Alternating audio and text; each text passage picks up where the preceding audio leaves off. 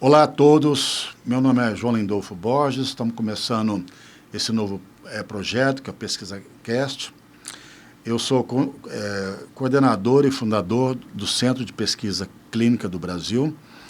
O primeiro centro de pesquisa dedicado a isso é do Centro-Oeste, onde a gente trabalha com pesquisa clínica. E nós vamos falar sobre pesquisa clínica muito aqui. A ideia da pesquisa clínica veio muito à baila com a história das vacinas para a Covid, que as pessoas começaram a questionar muito sobre Covid, sobre vacinas. E eu tenho aqui, nesse momento, a primeira convidada, a doutora Elisa Naves, é uma endocrinopediatra exponencial e que é subinvestigadora também do Centro de Pesquisa Clínica. Doutora Elisa. Olá, obrigada pelo convite. Muito feliz em participar do primeiro episódio do Pesquisa Cast. Então, vale a pena lembrar que pesquisa clínica, todo remédio que está na farmácia, absolutamente todos, já passaram pela pesquisa clínica, né? Então, não existe nenhum remédio que na farmácia que... Então, passou todo por um processo elaborado. Isso tudo passa através de um comitê de ética, depois na CONEP, no Ministério da Saúde, e também depois da Anvisa, e aí nós começamos os estudos. E falando em pesquisas com crianças e adolescentes, essas regras são ainda mais rígidas. Existem várias regras para garantir a segurança dos pacientes, né? E a gente tem especial atenção quando se trata em pesquisas com crianças. E é muito importante lembrar, doutora Elisa, que ninguém vai ser cobaia. Cobaia é quando as pessoas eram forçadas, que não tinham ideia do que acontecia. A gente explica bem, dá um termo de consentimento para as pessoas lerem. E o participante recebe acompanhamento médico de perto, com todo cuidado. Em outros países, o participante ele é pago para participar. Aqui ele não é pago. Mas, por outro lado, a gente faz um check-up nele, a gente dá o transporte, dá as consultas, dá os exames e todo o tratamento gratuito. Alguns pacientes chegam para a gente, né, doutor, no centro de pesquisa, até falando assim, nossa, quando eu vi o anúncio eu achei que era golpe, eu achei que era pegadinha, mas é verdade mesmo?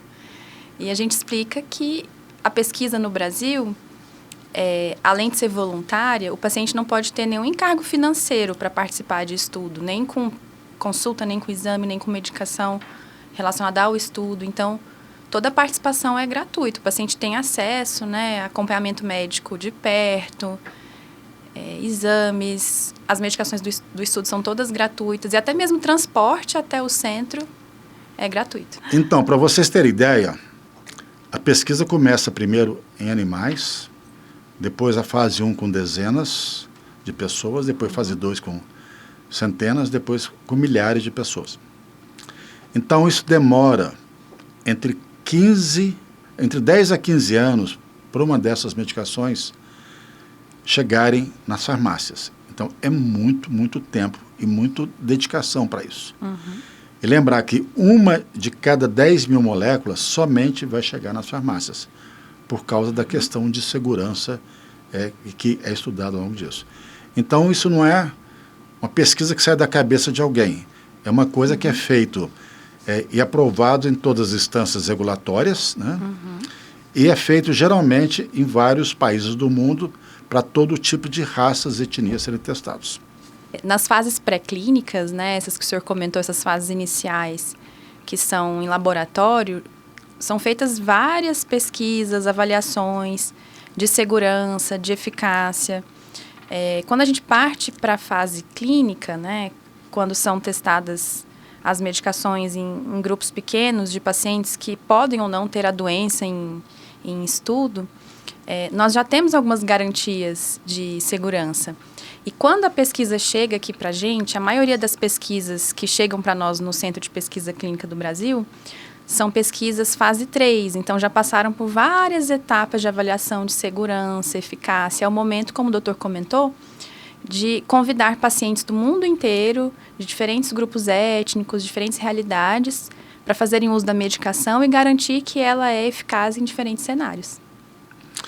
É isso, a doutora Elisa falou, só reforçando, a gente tem seguro-saúde para as pessoas que participam. Nós temos um hospital se precisar, mas graças a Deus nunca usamos até hoje, né? Então, e nós temos um telefone 24 horas, 7 dias por semana, se a pessoa precisar entrar em contato. As pessoas vão ter toda a segurança disso aqui, né? E outra coisa que é importante dizer é o acesso que essas pessoas ganham, né? Acesso à medicação que não está disponível. O nosso SUS é muito bom, mas é limitado, né? E nós temos uma população enorme. Então, nós precisamos da medicação de ponta, que geralmente são caras, para dar para essas pessoas terem acesso a essa medicação, tratamento de primeira categoria, um atendimento excepcional que não vai acontecer geralmente no posto de saúde, na UPA. Falando das pesquisas com crianças, as mães se sentem muito seguras quando eu digo que elas vão ter um telefone que vai dar acesso à equipe 24 horas, né? Recentemente, a criança estava no seu aniversário de 8 anos e houve uma intercorrência, a mãe conseguiu falar comigo imediatamente. Então, assim, isso dá muita segurança para as famílias ter esse acesso, né? Que dificilmente, em outras situações, teriam acesso tão rápido, né? E um suporte tão eficaz. E falando de doenças raras, né, doutor, muitas vezes a pesquisa clínica é a única chance de um paciente com doença rara ter acesso a uma medicação que pode ser revolucionária, né? Temos muitas medicações que não têm nenhuma opção terapêutica no momento e estão surgindo, né, cada vez mais opções e muitos pacientes têm acesso a esses tratamentos através da pesquisa. E a pesquisa clínica traz outros benefícios, né? Ela traz, porque isso vai ter mais gente empregada envolvida nisso, né? Traz dentro do Brasil. Nós estimamos hoje que o Brasil perde em torno de 5 bilhões de reais por ano, gera mais emprego e gera mais publicações médicas também, é o que é importante. Doutora Elisa, eu queria que você comentasse um pouquinho sobre as pesquisas que trouxeram coisas muito importantes para a criança, como hormônio de crescimento, insulina e outras coisas. Pois é, doutor. Falando sobre baixa estatura, né, tratamento de baixa estatura, recentemente nós tivemos um avanço importante com a chegada do hormônio de crescimento de aplicação semanal. Até bem pouco tempo atrás, o hormônio de crescimento exógeno, ele era de aplicação diária. Quando a gente pensa em crianças que vão usar por muitos anos, é uma posologia bem desconfortável, né? A gente entende. E agora temos um hormônio de crescimento que a criança precisa aplicar uma vez só por semana. E esse avanço só foi possível pela pesquisa clínica. Falando também de puberdade precoce, as medicações para bloqueio de puberdade precoce estão avançando cada vez mais. Alguns anos atrás, a gente tinha só a opção mensal, depois evoluímos para trimestral, semestral, e agora no centro de pesquisa a gente está tendo a oportunidade de participar de um estudo para uma opção de bloqueio puberal que é de aplicação anual. Então, crianças que aqui em Brasília, por exemplo, têm acesso via SUS a uma formulação de aplicação a cada 4 semanas, estão tendo a oportunidade de ter acesso a um tratamento no centro de pesquisa com uma formulação anual. E é interessante também, doutor, que quando a gente convida as crianças a participar, e é uma parte importante na pesquisa, além da gente ter o consentimento dos pais, né, que concordam com que a criança participe, a gente tem também o chamado termo de assentimento, que a criança assina também. Se sente orgulhoso por isso, né? Sim, eles adoram. Eu falo para eles que eles estão se tornando cientistas, estão participando da ciência, estão colaborando para a ciência, para que crianças no futuro tenham acesso a essa medicação que ele ou ela está ajudando a desenvolver. Então, eles se encantam com essa possibilidade e ficam super felizes em participar. Sem voluntários, crianças ou adultos, a gente não teria novos tratamentos, né? Por enquanto, vou voltar aqui aos estudos com vacinas, né? Hoje nós temos vacinas bem desenvolvidas. É a participação das pessoas que faz a ciência dar. Tem ganho para todo mundo, né? Tem ganho para a ciência e tem ganhos para a população, lógico, né? Novamente, por exemplo, estudos em diabetes, é um exemplo, né? Nós temos medicação limitadas no SUS hoje, infelizmente. E no centro de pesquisa a gente pode oferecer várias medicações diferentes, né? Então, isso que faz a diferença de um um tratamento comum ao tratamento do centro de pesquisa, que seriam medicações de ponta que talvez vai estar na farmácia daqui 1, 2, 3 anos. E a gente tem muito prazer em ver aquela medicação que nós testamos está na farmácia daqui a pouco. E quando a gente fala de medicações para a faixa etária pediátrica, é muito importante que a gente tenha voluntários e famílias com interesse em participar, porque a gente não pode simplesmente pegar os dados que foram obtidos de pesquisas com adultos e aplicar para a faixa etária pediátrica. Muitas vezes, na maior parte das vezes, as medicações elas passam por fases clínicas em adultos e, uma vez que é garantida a segurança dessa medicação, são desenvolvidos protocolos para avaliar a resposta em crianças. Mas a gente precisa desses dados obtidos diretamente da população pediátrica para avaliar como a medicação funciona em crianças e adolescentes e garantir que é segura também para essa idade. E quem tem interesse em saber o que a gente pode oferecer no centro de pesquisa, porque os estudos variam muito de tempo para tempo, né? Hoje nós temos para puberdade precoce, temos para diabéticos que não usam insulina, para quem teve infarto, derrame, amputação, para diabetes tipo 1. Então, as pessoas podem mandar mensagem de WhatsApp para esse número que está aparecendo na tela, ou copiar esse QR Code. A pessoa que vai atender vocês vai passar a informação dos estudos que estão acontecendo no momento e com a sua chance de participar desse estudo. Todo mundo que aparece no centro de pesquisa passa para uma triagem. Achando que vai participar ou não, a gente passa para uma triagem e tem um tratamento adequado ali. E eu vou aproveitar para comunicar que em breve nós estaremos convidando pacientes com hiperplasia adrenal congênita para um estudo pioneiro, uma medicação que promete revolucionar o tratamento da hiperplasia adrenal congênita. Uma doença que, por décadas, não teve opções terapêuticas tão eficazes, agora estão surgindo novas medicações e nós teremos o prazer de participar de um estudo. Então, quando estivermos recrutando, traremos mais informações, fiquem ligados. É isso mesmo. Siga nas nossas redes sociais, que toda vez que tem um estudo novo, vai aparecer para vocês também aqui o link das redes sociais.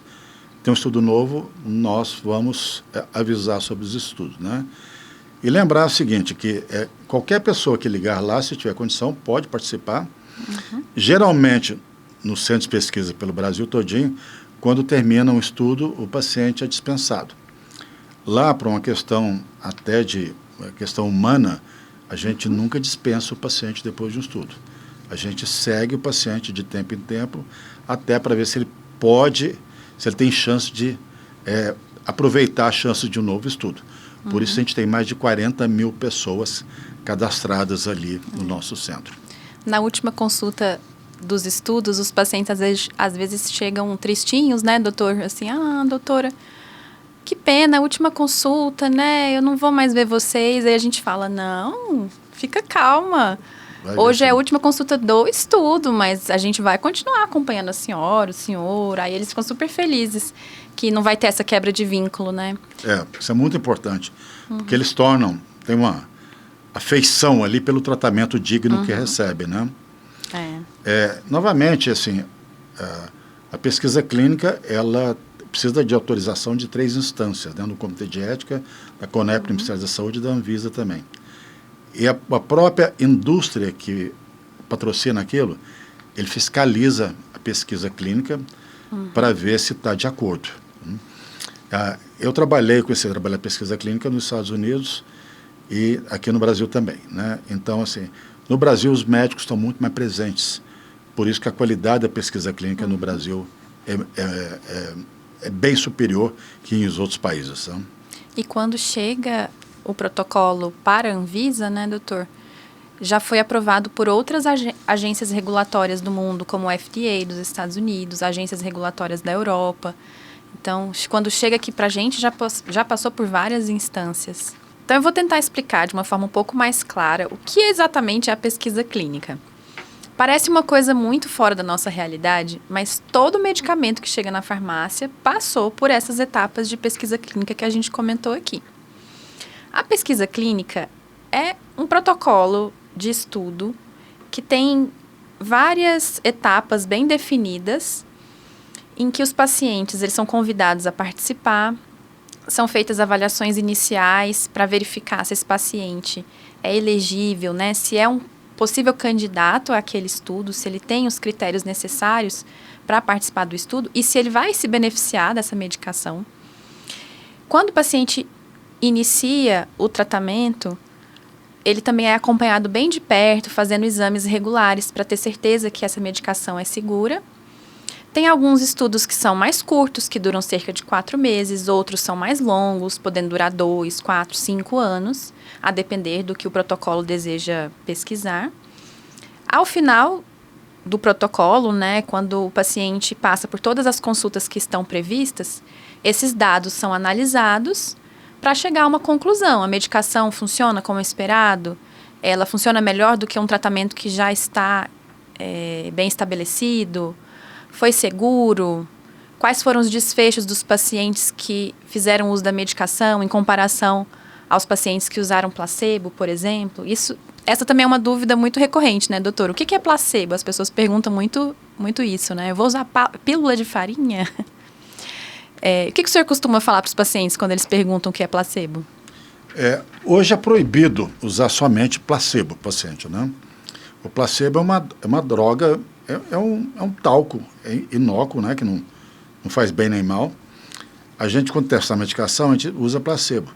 Mas é proibido usar só placebo. Então, por exemplo, se eu vou tratar um indivíduo para colesterol elevado, eu posso até dar placebo, mas eu dou um outro remédio junto para baixar o colesterol. É proibido dar só placebo. Eu posso usar isso quando eu não tenho tratamento para aquela doença. Então, por exemplo, nos primeiros estudos para a vacina de Covid, tinha placebo. Se eu começar hoje um estudo, uma vacina nova para a gripe, eu posso usar placebo, porque não existe um tratamento padrão. Mas, caso contrário, eu não posso usar só placebo. Tá? Isso tudo, gente, está no termo de consentimento que a gente dá para o paciente ler. O que é o termo de consentimento? É um documento, muitas vezes até, eu acho grande demais, 10, 12, 14 páginas, que explica todos os direitos do paciente, a segurança, os possíveis eventos adversos que pode ter, como qualquer remédio, que o paciente, ele entra e se ele quiser desistir, ele desiste quando quiser, ele tem livre arbítrio, qual a obrigação da equipe médica e qual a obrigação do paciente também, né? Em emergência, para quem ele entra em contato, que isso é muito raro, e quais são as medicações que ele vai usar. E é importante, no Brasil, tem um projeto de lei aprovado recentemente, que se o remédio deu certo para aquele indivíduo, que ele pode pedir para a indústria farmacêutica para usar por pelo menos mais 5 anos gratuitamente. Tá? Então, o Brasil, ele é um pouco lento em aprovar a pesquisa, mas ele é muito generoso na proteção do paciente. A gente sempre fala, né, doutor, que a condição mais importante de qualquer estudo é garantir a segurança do paciente, né? É o item mais importante ali do famoso GCP, que depois a gente pode falar mais sobre ele em outro episódio, né?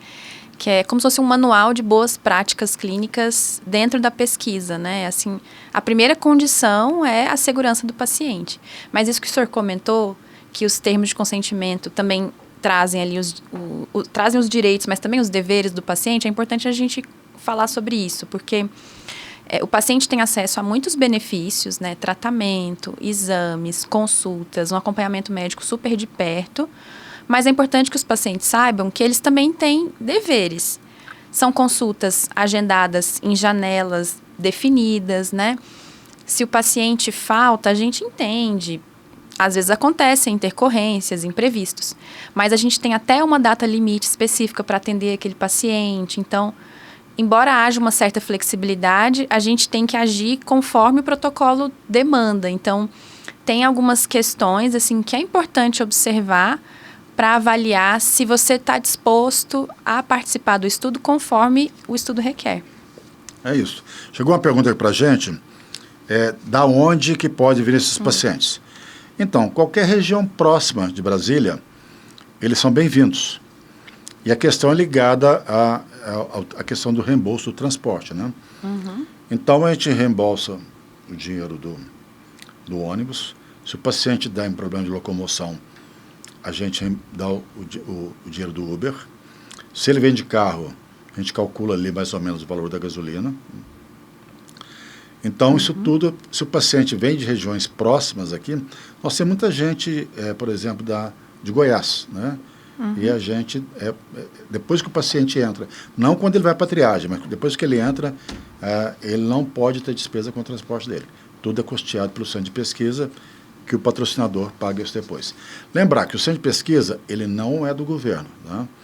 É um centro de pesquisa privado que sobrevive do financiamento da indústria farmacêutica. Então, para terminar esse podcast de pesquisa, o primeiro, que eu gostei muito, eu queria deixar a doutora Elisa para fazer os comentários finais. Certo. Queria agradecer primeiro também. Gostei muito de participar. Espero que seja o primeiro de muitos. Eu tive a oportunidade de aprender o que é pesquisa clínica e atuar nessa área através do Dr. João, que me ensinou tudo que eu sei hoje de pesquisa clínica. Então, eu sou muito grata por essa oportunidade que ele me deu. E é muito gratificante, diariamente, participar de estudos que a gente sabe que vão trazer medicações novas, né, que vão permitir acesso a tratamentos inovadores.